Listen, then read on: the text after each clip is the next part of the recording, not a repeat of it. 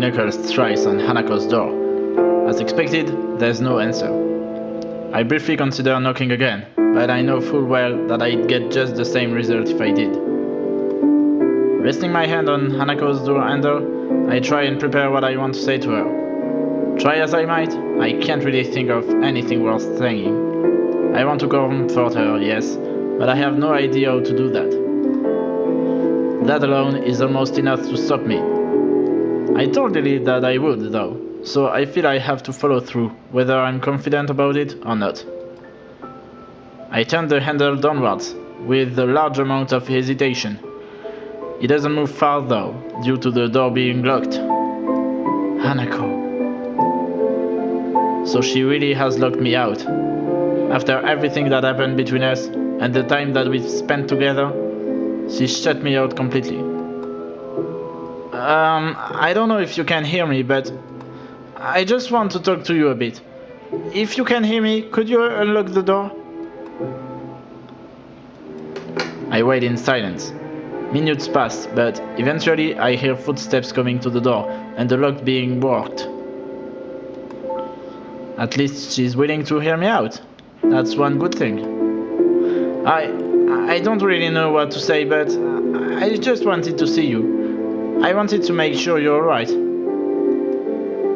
I take a breath before pushing the handle down and opening the door. If she unlocked it without raising any protest, it should be fine for me to go in. Hanako is sitting on the side of her bed, her face sullen as though deep in thought. Her room is as dark as ever, and right now she seems to perfectly suit the mood it gives off.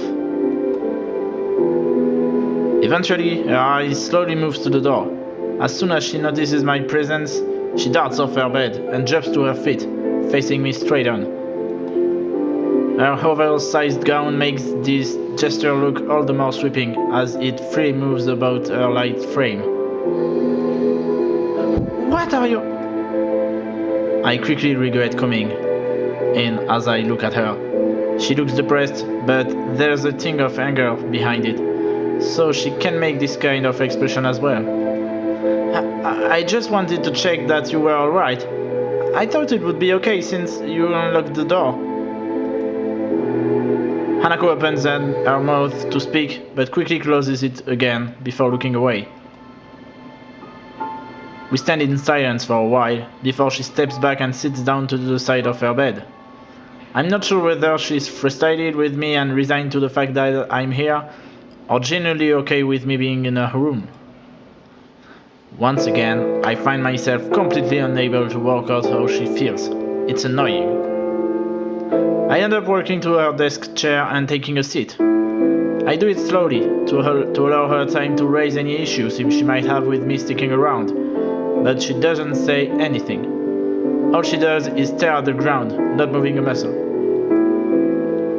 After sitting with my front to the chair's back, I take a better look at Hanako.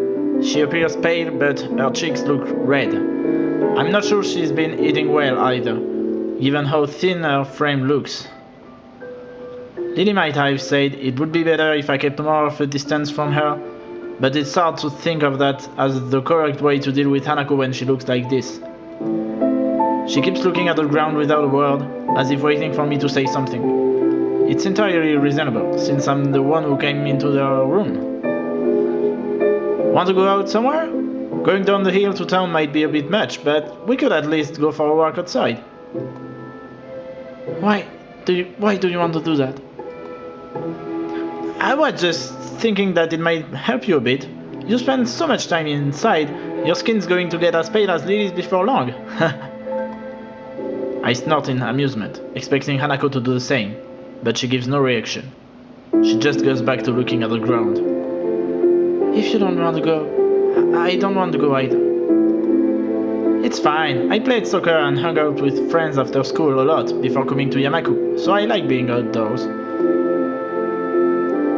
Hanako shows no visible reaction. It's hard to talk to her when the discussion is so one-sided. We could go to the library, if it wasn't closed by about now. The gardens would be fine though. She begins to play with her hair, It's distracting and strikes me as a little unusual for her. Then again, since the incident in class happened, I've been tiptoeing around her for fear of hurting her like that again. Actively trying to get her outside might be a good thing. I lean forward a bit more in the chair and give her a slightly forced smile to try and lighten the mood a little. There wouldn't be anyone around by now, so you wouldn't have to worry about someone getting in our way. It could be a little date or something. I give a small chuckle, but catch myself as Hanako stops playing with her hair and grips the bed tightly. Hanako's mouth moves, but try as I might, I can't pick out what she's mumbling. Hanako? You don't understand. Even though I can only barely understand what she says. It feels like she's trying to make her presence as small as possible. That's incredibly natural for her to do so in class or around others, but it hurts when she tries it around me. I told you, it's fine. It's just a little walk, nobody will notice us. I get out of the chair and walk towards the door, turning back to invite Hanako along. Once again, she doesn't respond at all to what I say. I don't... Going outside for a bit is good for clearing your head. Why do you want to do this? Because I want to help you. I don't want help. Did you just come here to try and get me out? I don't mind. I think everyone needs help sometimes. When I was trying to get through my first days at Yamaku, you and Lily helped me a lot. Besides, I'm not exactly busy. I don't want to go. I'm fine. I don't really think it's healthy to stay indoors that long. The sun's still got a little life in it, so it's not too late to have a little walk. I could probably use a bit of exercise anyway, to help wake me up. I've got some homework to get done, and it wouldn't be good to fall asleep halfway through doing it. Then, go. By myself? She nods. Well, I'm not really against that, but are you sure? I swung by to invite you to come with me. I'm fine. You can go. Come on, just a small walk. Please, just go. I'm fine here. Hanako? I try to look at her face to judge her feelings, but her expression is wooden, as if it was so carefully arranged that a single movement might cause it to collapse. Well, if you want to stay here, maybe we could play a game. Just leave, please. I don't want to do anything right now. Surely there's something you want to do. It must be boring sitting here in your room alone. I want you to go. Come on, you don't have to be like that. I just want to spend some time with you. Lily and I are worried, so... You talked with her? Yeah. We were on the phone just a little while ago. We're both really worried about you. Hanako mumbles to herself again. It's increasingly disturbing. Hanako? I'm telling you, please, go away. You don't understand anything. If we just had a talk, you could tell me what I don't understand. I just want to protect you. I don't really see... Get out. Please. Just locking yourself in your room again isn't going to help anything, Hanako. Please. Silence. Hanako, I just want to...